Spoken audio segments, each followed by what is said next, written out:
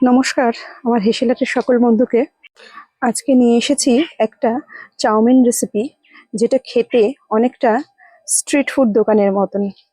এখানে আমি একটা সস ব্যবহার করব, যাই কারণে চাউমিনের স্বাদটা অনেকটাই বেড়ে যাবে। প্রথমেই আমি খানিকটা চিকেন নিয়ে নিয়েছি এবং সেটাকে একটু আদা রসুন বাটা আর একটু নুন, একটু গোলমরিচ গুঁড়ো দিয়ে ম্যারিনেট করে খানিকক্ষণের জন্য রেখে দিলাম। এবার কিছু সবজি নিয়েছি আমার পছন্দ অনুযায়ী, একটু গাজর আর একটু ক্যাপসিকাম নিয়েছি। খুব বেশি সবজি আমি এখানে দেব না। আসলে কয়েকদিন ধরেই আমার বাড়ির মানুষগুলোর বড্ড শরীর খারাপ, প্রতিটা মানুষ অসুস্থ। তাদের মুখে কোনো কিছুই ভালো লাগছে না, ভাত রুটি এই জাতীয় কোনো খাবার তারা খেতেই পাচ্ছে না। তাই চেষ্টা করেছি বাড়িতে থাকা কয়েকটি জিনিস দিয়ে যাতে একটু চটপটে টাইপের কিছু একটু কোনো বানিয়ে দেওয়া যেতে পারে, যাতে প্রত্যেকটা মানুষ একটু খেতে পারে। একটু পেঁয়াজ আর একটু লঙ্কা আমি এখানে কুচিয়ে নিলাম, আর সেরকম ভাবে কোনো কিছু দেব না। আর একটু আদা আর রসুন নিয়ে নিচ্ছি।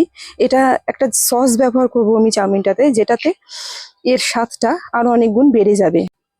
এবার শুকনো খোলায় কয়েকটা মশলা একটু রোস্ট করে নেব। নিয়েছি 1 চামচি জিরে, আর একটা বড় চামচের 1 চামচ গোলমরিচ, আর 1 চামচ মতো ধনে। এই তিনটেকে একটুখানি হালকা রোস্ট করে নেব। হালকা একটুখানি ভাজা ভাজা হয়ে গেলে নামিয়ে নিয়ে এটাকে গুঁড়ো করে নিতে হবে। এই মশলাটা গুঁড়ো করা হয়ে গেছে। এবার আমি চলে যাব পরবর্তীতে সসের জন্য। সসের জন্য আমি এখানে 6 থেকে 7টা একটু শুকনো লঙ্কা নিয়েছি, কিন্তু শুকনো লঙ্কার জন্য ঝাল হবে না, তার কারণ হচ্ছে এর ভেতরের প্রত্যেকটা বীজ কিন্তু ফেলে দিয়েছি। শুধুমাত্র সসের একটা কালারের জন্য এই শুকনো লঙ্কাটা আমি একটু ব্যবহার করেছি। শুকনো লঙ্কাটাকে একটুখানি বেটে নেব।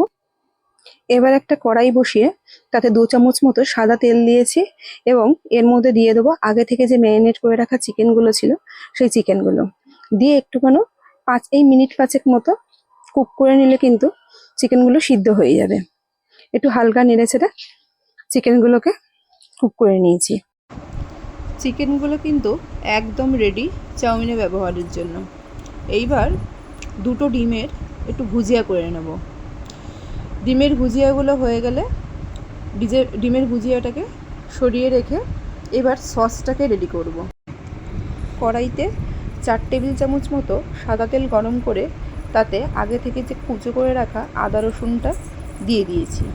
সেটাকে হালকা একটু নেড়েচেড়ে একটু হালকা গন্ধ বেরালে তার মধ্যে আগে থেকে যে পেস্ট করে রেখেছিলাম শুকনো লঙ্কার, সেটা দিয়ে দিচ্ছি। এখানে 1.5 চামচ মতো শুকনো লঙ্কা পেস্ট আছে। আর এইবার অ্যাড করব আগে থেকে ভেজে রাখা যে মশলাটা, সেখান থেকে মশলাটা আমি এখানে 1 চামচ মতো দিয়েছি।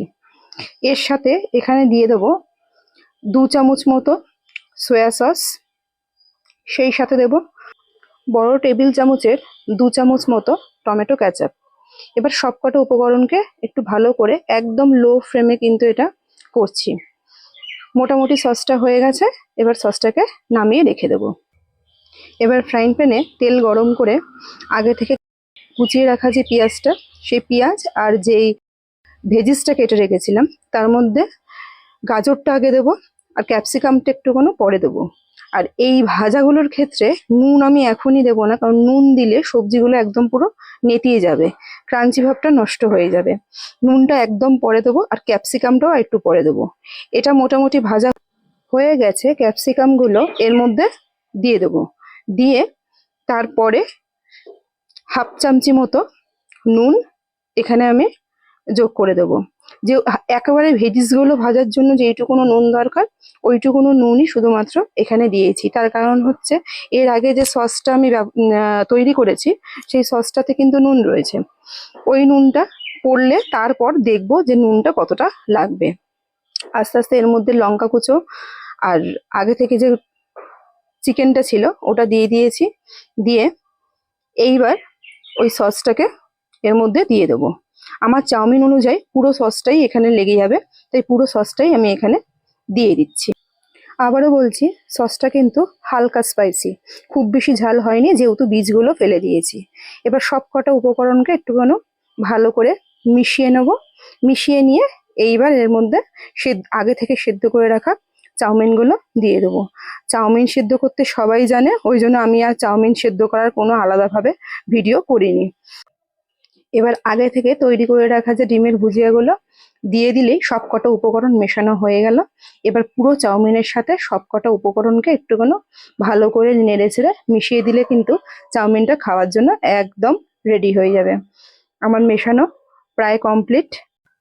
সুন্দর করে চাউমিনের সাথে সমস্ত উপকরণগুলো মিশে গেছে। এবার এটাকে নামিয়ে নেব। চাউমিনটা খেতে যতটাই সুন্দর হয়েছিল, রংটাও কিন্তু খুব সুন্দর এসেছিল। ভিডিওটা ভালো লাগলে একটা লাইক করবেন এবং পেজটাকে ফলো করে দেবেন।